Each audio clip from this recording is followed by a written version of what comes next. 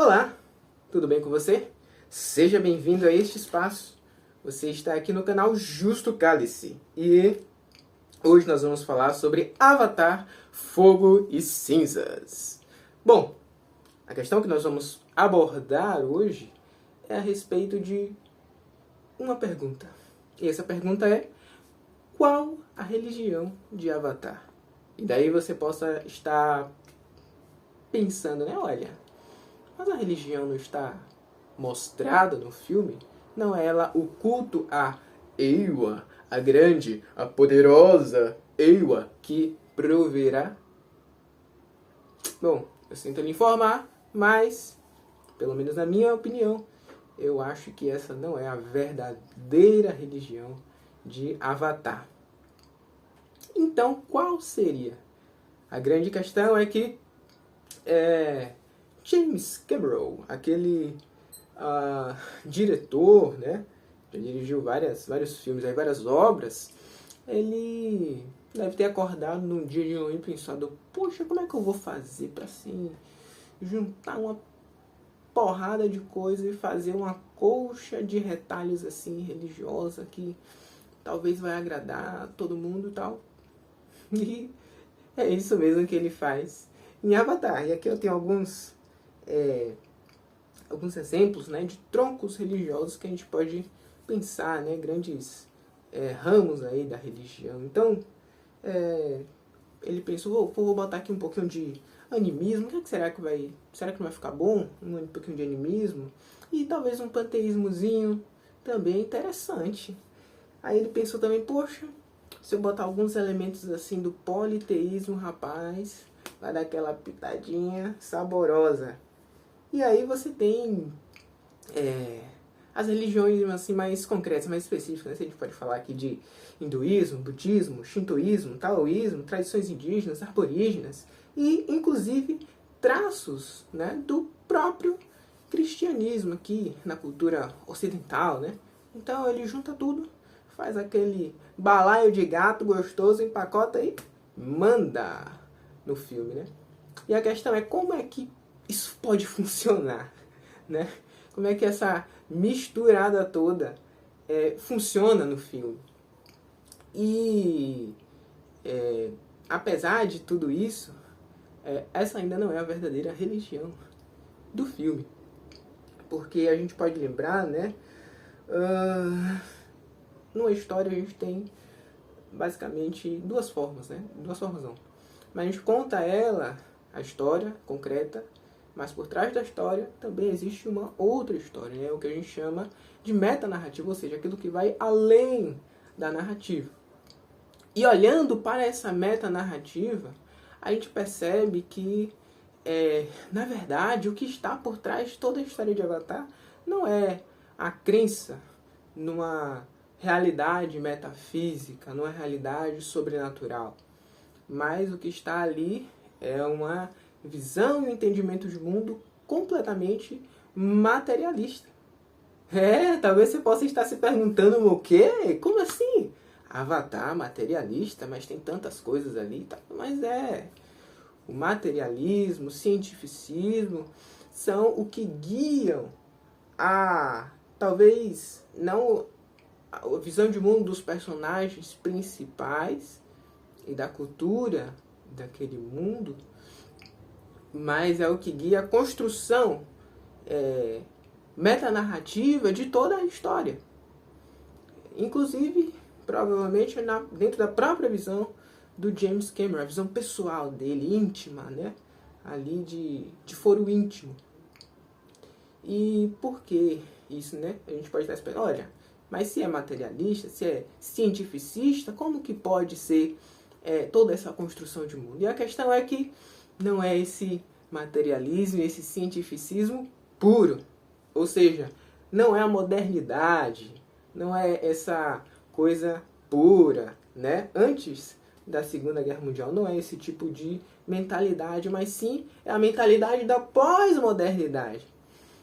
A visão de que a tecnologia, o avanço tecnológico não necessariamente vai trazer o progresso, né? Vai trazer o avanço para o mundo.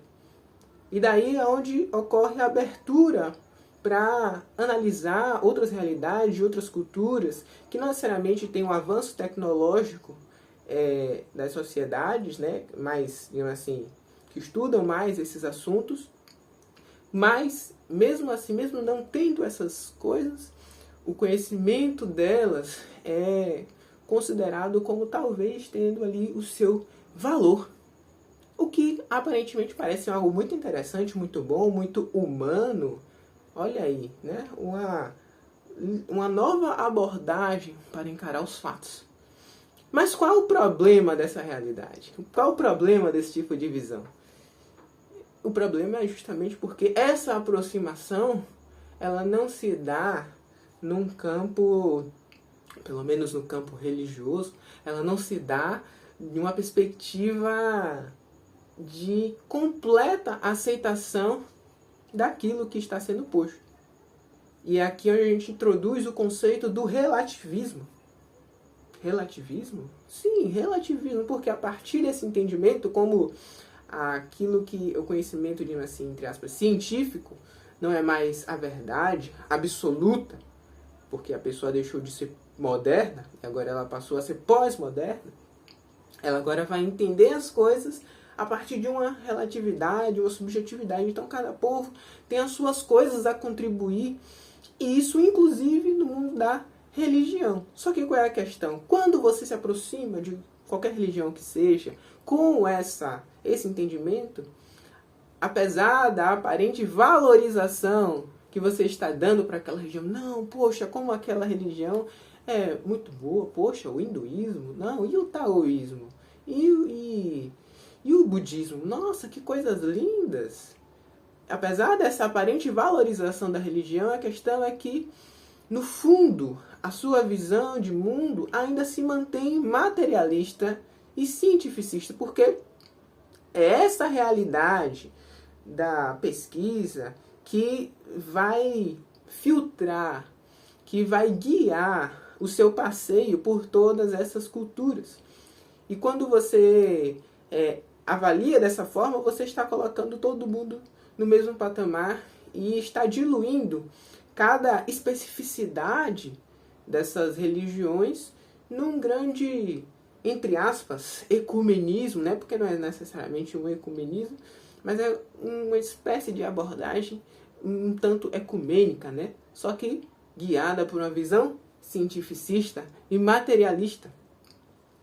E por que isso funciona tão bem? Por que fazer um filme dessa forma é tão interessante? Justamente porque a maioria das pessoas, em geral, elas não necessariamente nasceram, elas não desenvolveram um raciocínio, uma mentalidade tão materialista, tão profundamente cientificista. E apesar delas não se dizerem religiosas, a maioria delas ainda carrega traços de religiosidade. E elas praticam, né, o que eu vou categorizar aqui como uma religião genérica. E o que seria uma religião genérica? É aquela religião que abandonou as especificidades, as leis, as observâncias culticas de uma religião específica, mas ela entende que de alguma forma existe alguma força na natureza que ainda está com ela, que guia o mundo e que controla as variáveis da vida. E ainda ela mantém esse sentimento, né, religioso, apesar de não ter uma vida religiosa. São pessoas que são secularizadas, mas que não se tornaram completos não religiosos. Ainda resta aquele resquício, e por isso que James Cameron ele faz isso muito bem. Ele consegue ali pegar aquela parte racional e lógica da pessoa e empacota isso com os traços de religiosidade que aquela pessoa tem. E não importa qual que seja a ideia, a religião, a teologia, que ele colocar ali, a pessoa, se for uma história convincente, agradável, que comova ela, poxa, ela quase chora ali no filme, né? Fica tremendo, oh meu pai. Se essa história comover ela, ela vai aceitar as ideias, né? A teologia de Ewa como uma coisa interessante, né? E aplicável ao mundo real. E talvez, se você for um pouco mais essa pessoa moderna, né? E não pós-moderna, e não, já tivesse desprendido completamente das amarras da religião, você possa estar se perguntando, não, pô, isso aí é ficção. Você está misturando as coisas. Ah, meu amigo, se você soubesse o poder que as histórias, as narrativas têm, você não estaria pensando dessa forma. Mas uma outra questão é que, de fato, a narrativa cientificista, evolucionista, materialista, ela, de certa forma, ela se harmoniza, ela se alinha com o grosso, né, das religiões que foram colocadas ali no culto de Ewa. Porque você tem Ewa não como necessariamente um Deus pessoal, um Deus que se preocupa com você, mas ela é quase que misturada ao universo. É como se ela estivesse em todo o universo, pelo menos no universo daquele mundo ali, daquele planeta. E se a gente pensar filosoficamente, a gente vai ver que existem dois caminhos filosóficos que a gente pode trilhar em relação à origem do mundo. Ou a gente entende que o universo ele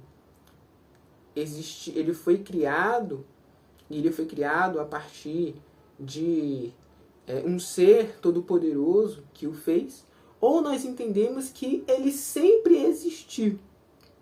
E muitas mitologias, muitas religiões, elas meio que ficam nessa segunda categoria, porque os seus deuses não são necessariamente deuses criadores, mas muitas vezes eles se misturam, eles até podem ser criadores, mas eles se misturam com a própria essência do universo. Ou talvez eles nem criadores sejam, eles meio que existem, o universo e eles sempre existiram, e eles de certa forma podem ter surgido do universo ou coexistem com o universo. É quase que o universo fosse também um Deus propriamente dito. E esse é uma coisa que harmoniza muito bem com o evolucionismo, né? Porque o evolucionismo, ele também, apesar de a gente não categorizar ele diretamente como uma religião, porque não tem certas práticas de culto, né, e tudo mais, mas se a gente fosse entender a partir de uma perspectiva religiosa, a partir de a forma como você enxerga o mundo, afinal o evolucionismo ele guia os seus princípios morais, éticos e tudo mais, então existe um aspecto religioso aqui, a gente poderia classificar o evolucionismo como fazendo parte desse grupo de crenças que entendem o universo como uma espécie de divindade. E entendendo isso, a gente consegue perceber a harmonia que existe entre essas ideias, né? Pelo menos em um nível superficial, e justamente utilizando aquela abordagem pós-moderna, né? Que tenta valorizar os diversos conhecimentos que existem por aí. Mas qual é o problema disso? Isso fica claro no próprio filme, porque apesar de ter pouco tempo de tela, mas essa é uma realidade presente no filme. Ewa, ela não é um ser todo-poderoso e que está além da física. Ela não é um ser metafísico, mas ela é um ser contingente ao universo e que inclusive pode ser estudada. Ou seja, Ewa pode ser colocada num tubo de ensaio e contida, entendida pelo ser humano. E até mesmo, talvez, quem sabe, em filmes futuros, por que não controlada? Ó. E da mesma forma que eu, a gente ainda não sabe se é um armazenamento ali da consciência daqueles seres vivos, né, que existiam naquele mundo, e você ali pode se conectar e ter lembranças e tal. No filme é mostrado como o ser humano ele também tem essa capacidade de replicar consciências e corpos. O que mostra mostra uma igualdade entre o ser humano e o Deus daquele mundo. Porque o ser humano conseguiu controlar completamente aquilo que é conhecido como consciência, que inclusive a gente ainda nem definiu tão bem, cientificamente falando. Então eles conseguem controlar a materialidade de tudo que existe. Eles conseguem criar seres humanos e cópias perfeitas. E daí é onde entra a questão. O que nós vamos definir como alma? O que é uma alma, afinal, dentro do universo de Avatar? Eu posso entender uma alma completamente em categorias materialistas? E essa é uma questão que nos confirma. A religião, a metanarrativa religiosa por trás do filme de Avatar, não é a metanarrativa religiosa onde existe sinceridade, onde existe devoção real por algum ser, mas simplesmente é uma aplicação direta dos princípios pós-modernos, né? E o que é interessante é que talvez você não tenha visto nenhuma dessas coisas e tal, mas o filme continua atendendo aos seus propósitos, porque mesmo que você não tenha entendido completamente a verdadeira religião do filme, você tenha sido pego pela narrativa puramente, isso já foi suficiente para você estar engajado e você abraçar as ideias do filme. Porque ali, se você é alguém pós-moderno, você não precisa saber que é pós-moderno para ser pós-moderno.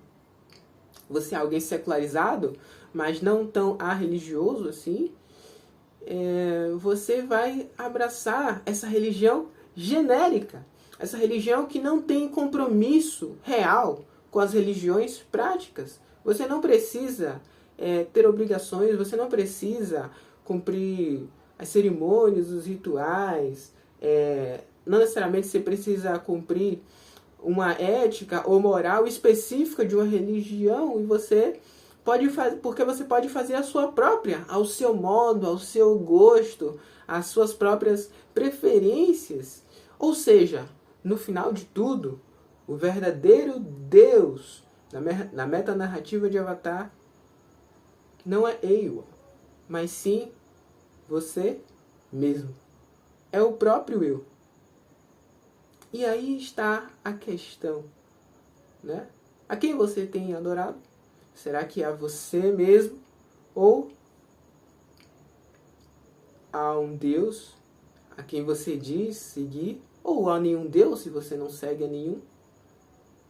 Pois bem, a questão está lançada, está posta em cima da mesa.